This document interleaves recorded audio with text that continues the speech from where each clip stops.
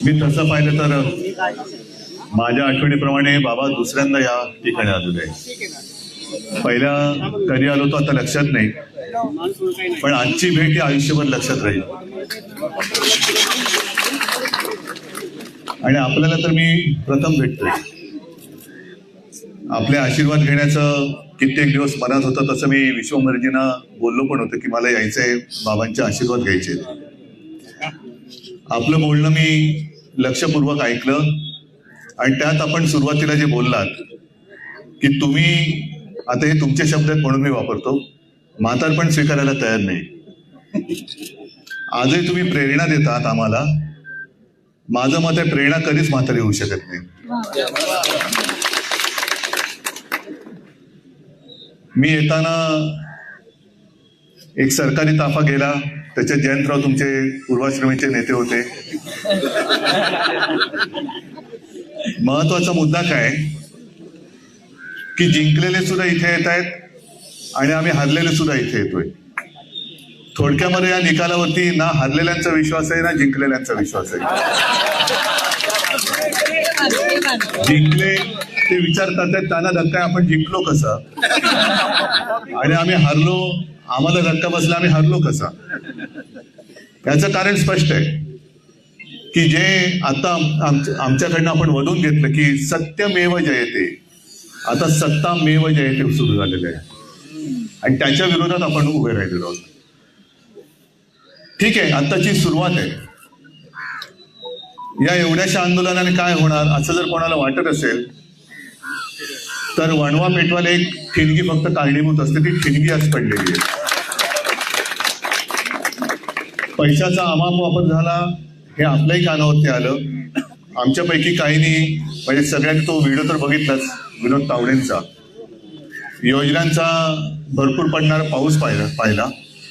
थोडक्यात काय केलं या सरकारने, योजनांचा अनेस्टेशिया देऊन आपलं सत्तेचं ऑपरेशन पूर्ण केलं. महत्वाचा मुद्दा हा असा एक नाही, एक अनेक मुद्दे आहेत. त्यातला ईव्हीएम हा एक महत्वाचा मुद्दा आहेच. आणि म्हणून मी मगाचा जो उल्लेख केला की जिंकलेले सुद्धा हरल्यासारखे येतात आणि हरलेले सुद्धा जिंकल्यासारखे इथे येत आहेत, याला एक कारण नक्कीच ईव्हीएम आहे. एक साधा प्रश्न माझा असा आहे, जयंतराव आपण तो मुद्दा घ्यायला पाहिजे. आपण आरटीआयच्या माध्यमातून इतर कोणतीही माहिती मागवू शकतो, पण बाबा आज आपला जो तुम्ही आठवण करून दिली, अगदी सुरुवातीला 1-2 वेळा मी तसं मतदान केलं बॅलेट पेपरवरती. लोकशाहीमध्ये माझं मत कुठे जाते हे मला शेवटपर्यंत कळण्याचा अधिकार तुम्ही आज माझा काढून घेतलाय. मग कोणीतरी म्हणेल की तिकडे तुम्हाला ती रिसीट दिसत नाही का? रिसीट दिसते, बरोबर आहे. मग ती रिसीट दिसल्यानंतर किंवा काय त्याला म्हणायचं व्हीव्हीपॅटवरची, ती दिसल्यानंतर जेव्हा आम्ही पुन्हा फेर मतमोजणीची मागणी करतो तेव्हा ती मोजणी का नाही जात? मग व्हीव्हीपॅटवरची जी निशाणी आहे किंवा त्या ज्या काय रिसीट येतात त्या सुद्धा तुम्ही मोजा ना. कारण मी माझं जे काय मत देतोय ते तुम्ही मला तिकडे दाखवताय, पण आतमध्ये रजिस्टर कसं होतंय हे काही कळत नाही. ते कळायला मला मार्ग नाही. आणि त्या यांचे पती यजमान निर्मला सीतारामन यांनी एक अत्यंत सोप्या भाषेमध्ये सांगितलं, परकला प्रभाकर, की त्यांनी सांगितलं की जी काही 76 लाख जवळपास मतं ही शेवटच्या तासात वाढली, सरासरी काढली, कारण ते मोठे गणितज्ञ आहेत. एवढ्या 76 लाखांची जर का सरासरी काढली तर प्रत्येक महाराष्ट्रातल्या प्रत्येक मतदान केंद्रावर किमान 1000 लोकांची रांग पाहिजे. मला कल्पना नाही आपल्यापैकी किती लोकांनी शेवटच्या तासामध्ये 1000 लोकांची रांग बघितली. कुठेही तसा फोटो आला नाही, काही नाही. आणि सगळ्यात महत्वाचं म्हणजे आज एवढं मी 500पेक्षा जास्त राक्षसी बहुमत मिळाल्यानंतर महाराष्ट्रात आनंदोत्सव का नाही? सगळ्यांची चेहरे हे असे विस्मयकारक काय आहेत? एवढं राक्षसी बहुमत मिळाल्यानंतर सुद्धा काही जणांना शेतात पूजा अर्चा करायला जावं का लागतंय? राजभवनवरती जायला पाहिजे. आम्ही तर गेलो होतो, आमचं तर काय, आम्ही 25-30 वर्ष एकमेकाच्या विरोधातच लढलेली माणसं होतो.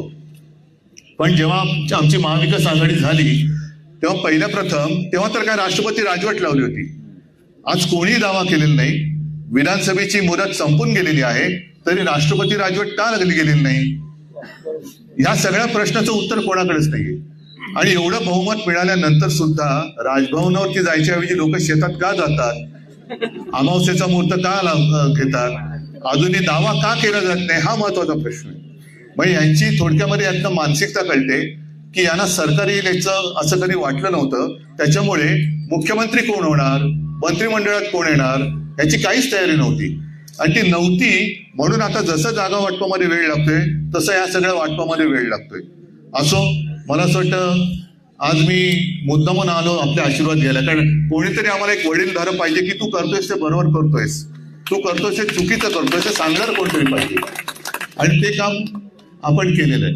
फक्त आता एक विनंती माझी आहे, मला वाटतं सगळ्यांची विनंती तीच असेल की आता आपण आत्मक्लेश करून घेऊ नका. हा आत्मक्लेश आपल्या एकट्या व्यक्तीचा नाही, हा आत्मक्लेश आपल्या देशाचा आहे. आणि जर बाबांसारखे अनुभवी तपस्वी माणसं, त्यांना हे सगळं पटत नाही, एवढ्या वर्षांचा सगळा त्यांचा एकूण कारकिर्दीचा अनुभव बघितल्यानंतर असं कधीच घडलेलं नाही असा माणूस जेव्हा सांगतो तेव्हा आपण पुढे जाणार आहोत की नाही. तर नुसतं ज्यांना भेटायचं, आपण इकडे संविधान वाचवलंच पाहिजे, भारत माता की जय, वंदे मातरम आणि हम सब एक आहे, नाही, हम सब एक आहोत. तर ते एक आता संपूर्ण देशभर दिसलं पाहिजे, संपूर्ण देशभर दिसलं पाहिजे. नाहीतर ह्या अशा आंदोलनाला लोक म्हणतील ठीक आहे केलं आंदोलन, पुढे काय. तर हे जनतेसाठी हे आंदोलन आहे. आणि माझं तर मत आहे जयंतराव, आपण आपल्या महाविकास आघाडीकडनं पूर्ण राज्यभर आंदोलन नेलं पाहिजे, पूर्ण राज्यभर. बघू ना किती लोकांना ज्यांना वाटते की नाही मी मत दिलेलं आहे, बरोबर दिलेलं आहे, ते येणार नाहीत. पण ज्यांना वाटते की नाही काहीतरी गडबड झाले ते आपल्यासोबत येतील. आणि अशी लोक जेव्हा रस्त्यावरती येतील आणि मोठं एक जन आंदोलन निर्माण होईल, त्याच वेळेला खरं आपलं जे महात्मा फुलेंचं म्हणणं आहे की सत्यमेव जयते, हे सत्य वाचवणं हे केवळ आणि केवळ आता जनतेच्या हातात आहे. आणि मला खात्री आहे महाराष्ट्र हा असा काही लेचापेचा नाहीये, तो शूरांचा, वीरांचा, साधू संतांचा सगळ्यांचा आहे. आपल्यासारख्या क्रांतिकारकांनी सुद्धा त्याच्यामध्ये भाग घेतला, आपल्यासारख्या समाज सुधारकांनी भाग घेतलेला त्याच्यामध्ये.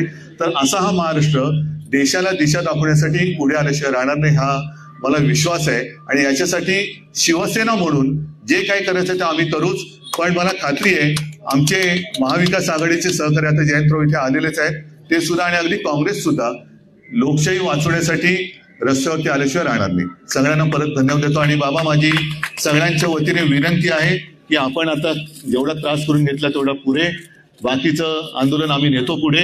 तुम्ही आता कृपा करा आणि जास्त त्रास करून घेऊ नका, मी मनापासून विनंती करतोय. आणि मला असं वाटतं विनंतीपेक्षा मी हट्ट करतोय, आपल्याकडे हट्ट करतो. आणि कृपा करून आपण आता उपोषण सोडावं अशी, मी हे काही ठरवून आलेलो नाही, हे मी इकडे आल्यानंतर बोलतोय. माझी विनंती मानतील अशी मला आशा किंवा खात्री आहे. सगळ्यांना धन्यवाद देतो. जय